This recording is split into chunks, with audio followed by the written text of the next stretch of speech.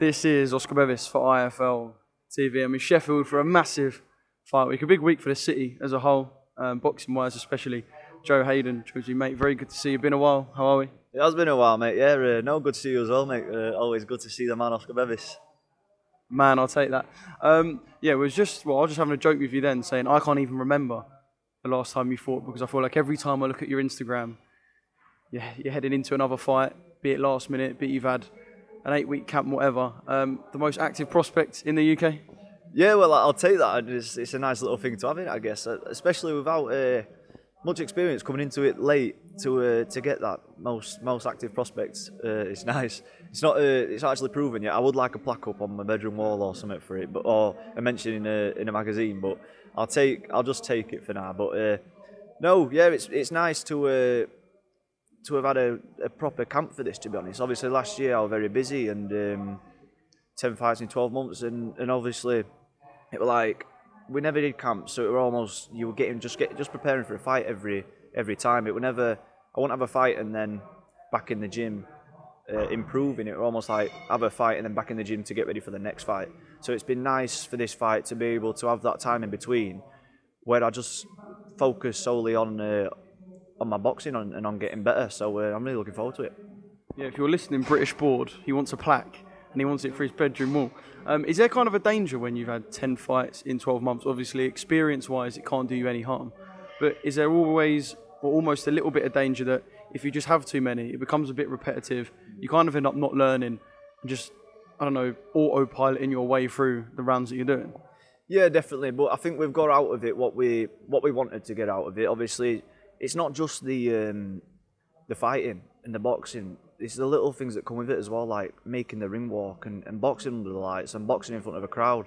And yeah, I've done it now and I feel used to it and I feel comfortable doing it. My last fight with Jake Osgood, I just felt really comfortable and really at home in there. So what we've done it for, it's paid off now and I feel ready to take them step up now. Yeah, it's a wicked way to learn, I suppose, getting under the lights and actually doing it. I guess you can feel the improvement in yourself, and I guess if you watch the fights back, I don't know how much you do, but if you were to watch Fight 1 and watch Fight 10, I guess you yourself can see a massive improvement.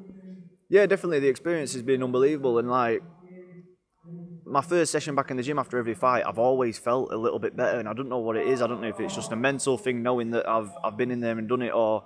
They're like mini milestones. You kind of see them as mini milestones.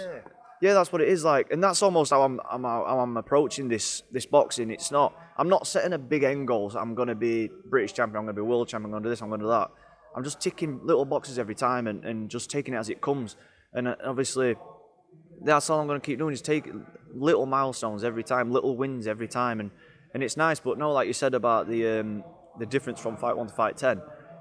Jake Osgood's a good example because I boxed Jake Osgood, I think, fight number 4, and I weren't too happy with my performance really. And I boxed him again my last fight number 10, and it was probably one of the easiest fights I've had. So it was nice to reflect on it and look at the improvements made. Yeah, wicked. And obviously the activity is going to continue. I guess the rounds are going to go up now as well. Everyone so far has been a 4-rounder. You've done the rounds to the end every time. Is it a 6 today? A 6 on Friday, or are we looking to up to 6, I guess, before the end of the year? Yeah, before the end of the year, I think this might be my last 4-rounder, maybe one away somewhere behind, away from home. You never know, but no, I think towards the end of the year, maybe starting next year, I'll definitely start doing my 6-rounders, and opponents will pick up, and I think that's when you'll see the better me as the rounds go on, and as opponents start to come and have a go. I think that's when you'll see truly the best of me. Can I kind of take something from what you said, maybe one in an away corner? Is this kind of like a under the radar appearance, or are we talking you as an away fighter on a bigger show? Or no, away elsewhere. I don't know if you were hinting at the fact that like someone's gone, we want to do prospect versus prospect.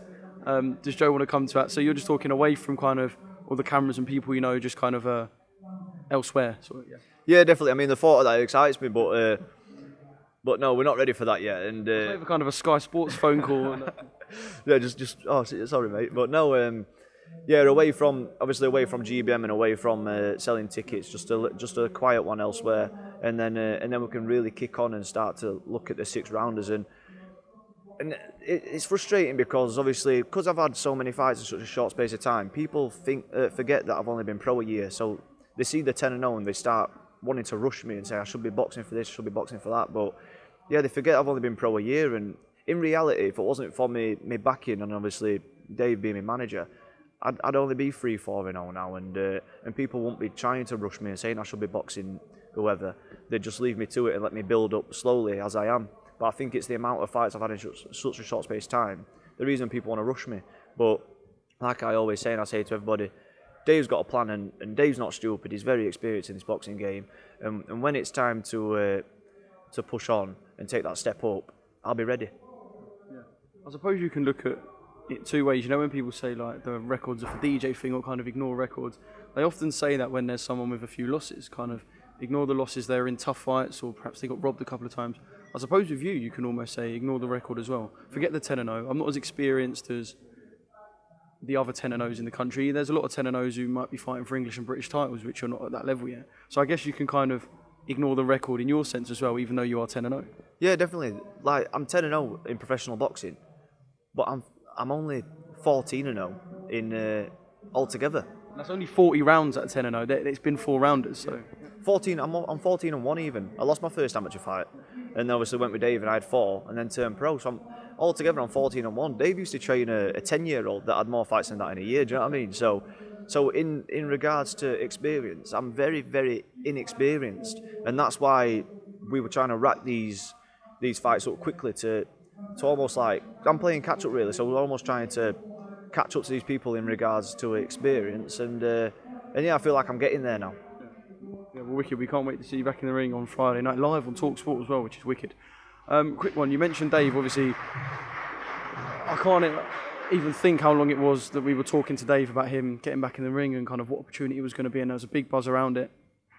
It was the fight on Sky with Frazer. Things didn't go his way. Obviously, I will speak to Dave, get it from the horse's mouth. I don't want you to kind of be a mouthpiece. Actually, here he is. But just kind of that night of reflection from your point of view. Obviously, not the night you guys wanted. Yeah, of course not. But you know what? It was so nice to see him back in there and see him back on the big stage where I truly believe he belongs. And obviously, like you say, it weren't his night, but he's going in there with top class operators. You know what I mean? And after 4 years out of the ring, well, not out of the ring, but 4 years away from big fights. I think he had 2, 3, 4 rounders previously, but it's a big ask. And obviously, Clarke's no mug, and I think get a few more fights, and you'll see a best version of Dave, because he did really train for that fight, and to see him in the gym and see the potential and what he's capable of, it's great to see. So I think a few more fights and dust them cobwebs off, and you'll see a version to Dave that you've not seen before. Yeah, I suppose the ending of the fight, kind of from a viewing perspective, perhaps didn't help the way people were dissecting it afterwards. Yeah, definitely. Because it was, from a viewing perspective, a tame ending to the fight. Yeah, definitely, and it's a shame, and I don't like seeing or hearing people speaking that way, you know what I mean? It's like you get quite defensive with it being, obviously he's my trainer and manager and everything, but we're really good mates as well, so you get a bit defensive. So it's not really nice to see, but you can sort of understand in a way, people have their opinions and people can say what they want, but no, deep down I truly believe that give it a couple more fights and we'll see the best version of Dave.